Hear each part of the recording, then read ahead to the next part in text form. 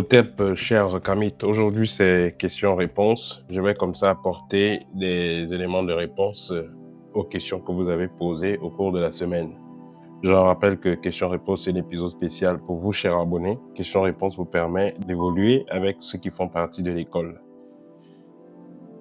Donc, si vous avez des questions, vous avez des préoccupations, soyez précis et concis et vous aurez une réponse à vos questions. Alors,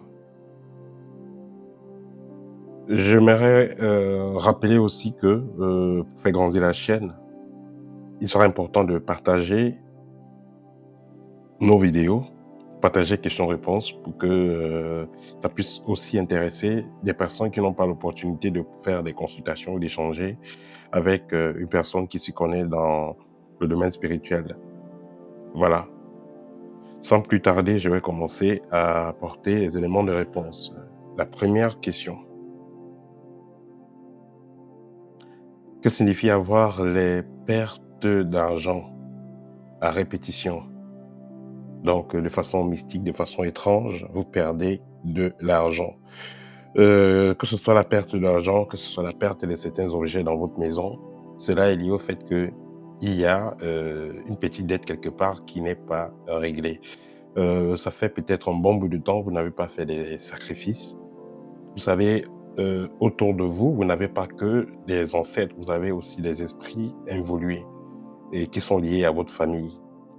Tous les gens qui ont été membres de votre famille ne sont pas tous des esprits de lumière, ne sont pas tous des esprits évolués. Pourquoi il faudra penser à tout le monde? Quand vous faites les libations en tant que kamite, généralement vous faites les libations pour ceux qui sont dans la lumière, les ancêtres. Mais il faudra aussi à un moment donné penser à ceux qui ne sont pas dans la lumière, afin de leur donner un coup de pouce pour qu'ils puissent évoluer. Donc, quand vous avez donc des objets qui disparaissent, de l'argent qui disparaît, pensez à faire des rituels particuliers, voilà, des offrandes particulières. Et si cela continue, contactez l'école. Nous allons prendre rendez-vous avec vous et voir en profondeur qu'est-ce qu'il y a comme problème. Rêver de voler en l'air et voir ses enfants vous observer. Voler en l'air, dans certains cas, dans la plupart des cas, ça symbolise avoir une certaine paix intérieure, un certain contrôle dans le plan spirituel. Donc, il y a des cas où vous êtes attaqué, vous êtes poursuivi par des monstres et tout, et vous courez, vous commencez à voler comme un oiseau, vous vous envolez, vous partez. Voilà, donc cette aptitude-là, ce contrôle-là, c'est important voilà, c'est important pour une personne qui est un chercheur de lumière, c'est important. Si vous avez déjà eu à avoir cette expérience, c'est important. Voilà, ça signifie que vous avez quand même un certain contrôle. Rêver de se marier dans un jet privé, une grande réception et tout ça, ce n'est pas du tout un bon rêve. Voilà, vous rêvez, vous êtes en train de vous marier, il y a de la fête, on danse et tout. Ce n'est pas un bon rêve. Au contraire, ça signifie qu'on est en train de vous lier à un esprit qui va vous emmerder. Si c'était dans la vraie vie, vous avez un mariage dans lequel il y a une grande réception, jet privé, autre, c'est intéressant. Mais c'est dans le plan astral que tout se passe. Voilà. Donc, c'est pas du tout intéressant, c'est pas du tout bien. Ça signifie qu'on est en train de vous lier à un esprit. Et si vous n'êtes pas encore célibataire jeune, vous risquerez d'avoir des sérieux problèmes pour vous marier dans l'avenir. Avoir les araignées chez vous. Voilà, vous avez des araignées chez vous. Cela pourrait renvoyer à des antennes mystiques, à des antennes mystiques des personnes qui vous observent mystiquement. Voilà, donc quand vous avez des antennes mystiques ou des toiles d'araignée mystiques, tâchez à les nettoyer chez vous lors d'une purification.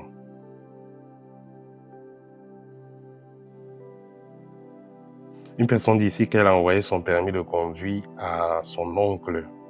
Donc par mégarde, hein, elle a envoyé une photo de son permis de conduire à son oncle qui est sorcier. Qu'est-ce que ces personnes peuvent faire pour que son oncle ne puisse pas faire de la sorcellerie avec? Prenez tout simplement une photo de ce permis-là ou l'original de ce permis-là. Prenez du sel, parce que ce permis est plastifié. Prenez du sel noir, vous déposez dessus et vous allez garder ça quelque part pendant quelques jours en disant que tout ce qu'on va faire comme pensée négative, comme énergie négative, tout ce qui sera envoyé sur votre permis n'est pas d'effet.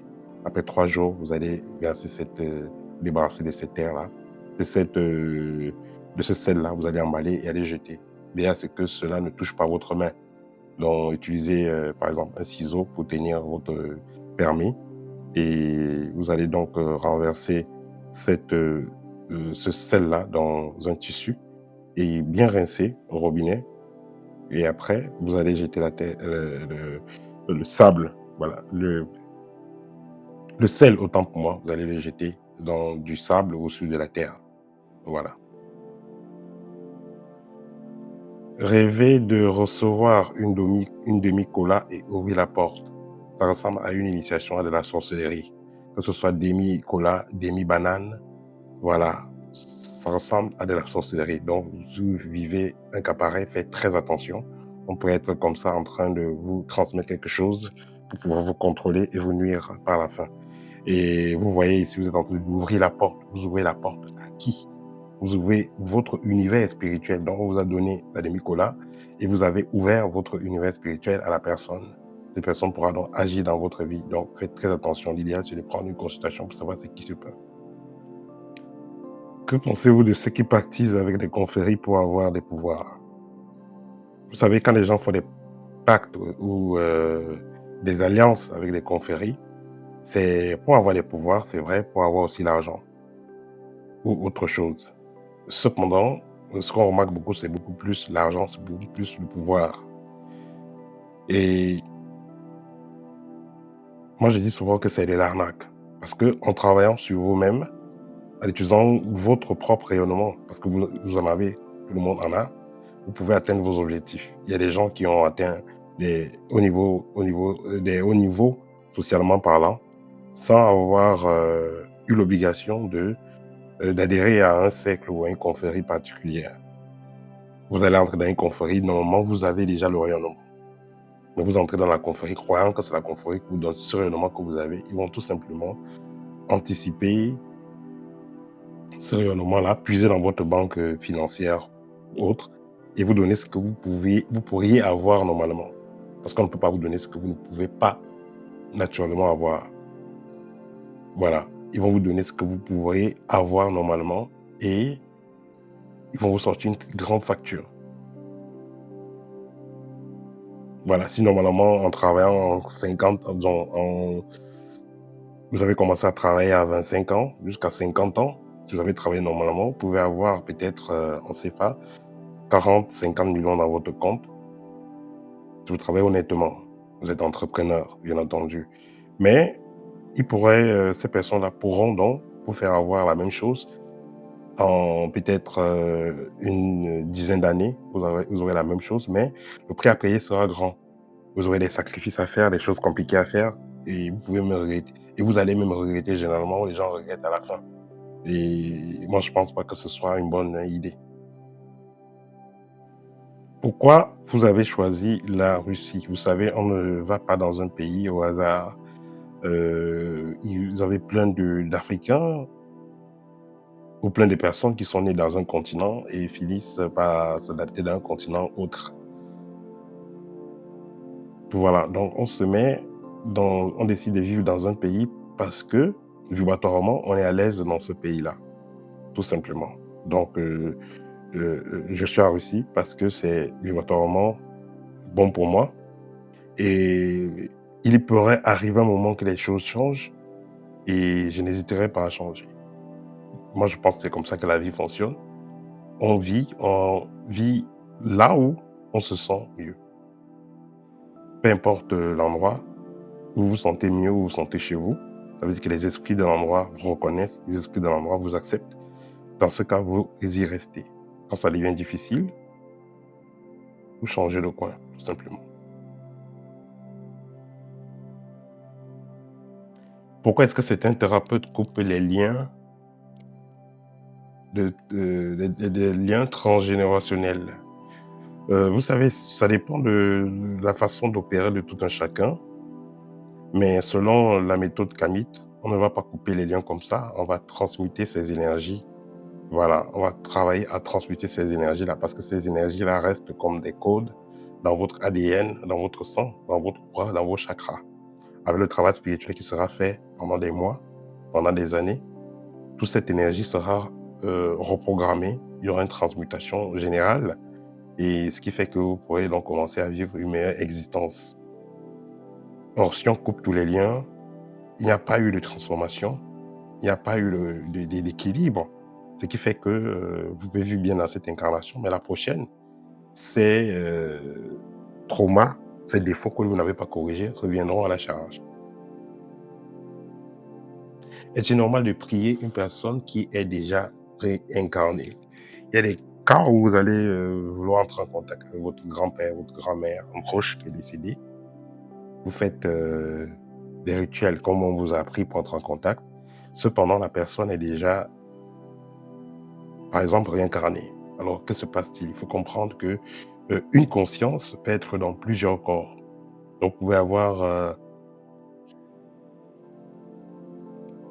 avoir l'esprit d'un grand-père. Voilà, un grand-père qui est déjà décédé, ça fait plusieurs années. Vous voulez entrer en contact avec cette conscience-là, de ce grand-père-là, et vous faites le rituel adéquat. Ce grand-père-là, ce parent-là vient vous parler, alors qu'il est déjà réincarné. Donc, c'est très possible. C'est très possible. Voilà, parce que c'est la conscience qui va qui va se déplacer, mais l'esprit, en réalité, d'une personne qui est déjà décédée sera toujours disponible. L'esprit sait, l'esprit est toujours là. C'est l'âme, la conscience qui va aller de gauche à droite, qui va changer le corps.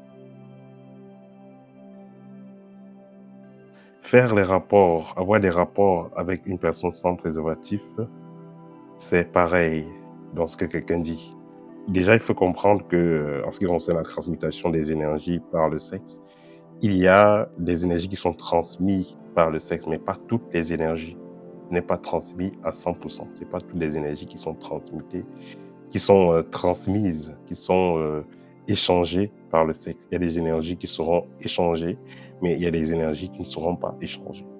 Les énergies qui sont liées à l'aura, oui, ça sera échangé pendant le sexe, mais les énergies, disons, pendant le sexe avec protection, avec préservatif, mais pour qu'il y ait un échange total d'énergie, il faut que ce soit sans préservatif. Donc, quand certains sorciers vont plutôt préférer faire l'amour sans préservatif. Mais je dis toujours aux jeunes filles, si vous voulez faire l'amour avec une personne, veillez à ce que la personne déjà soit globalement bien portant au niveau de la santé. Observez s'il n'y a pas de taches bizarres, de blessures bizarres sur la personne, sur la bouche, au dos. Observez bien le corps de la personne. Ensuite, il faudrait que vous ayez confiance à la personne, je veux dire spirituellement parlant. Il ne faut pas que ce soit quelqu'un de suspect. S'il y a des bagues bizarres, il y a des choses bizarres chez la personne, jeune fille, ne faites pas l'amour avec cette personne-là. Parce qu'il y a des personnes qui sont compliquées, qui vont faire l'amour avec vous. Et généralement, quand les gens font l'amour, ils changent de position. Et pendant que vous êtes en train de faire l'amour, il prend une position, un genre, et il enlève le préservatif et il éjacule en vous. Il vous a flanqué l'énergie, vous dit ça s'est percé ou bien il vous donne un motif bizarre, mais dans tous les cas, il a déjà éjaculé en vous.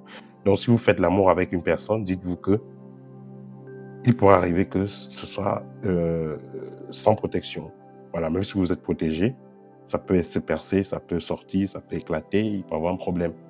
Voilà, donc si vous faites l'amour avec quelqu'un, ayez déjà confiance en cette personne. Ne faites pas l'amour avec n'importe qui. La dernière préoccupation, un chat qui apparaît pendant les libations. Voilà, que ce soit un chat, que ce soit un animal autre. Quand vous avez la présence d'un animal pendant les libations, c'est une façon aussi pour le monde spirituel de dire qu'on est là, on voit ce qui se passe. Voilà, c'était tout pour questions-réponses. N'hésitez pas de me contacter pour une consultation pour l'un de mes livres.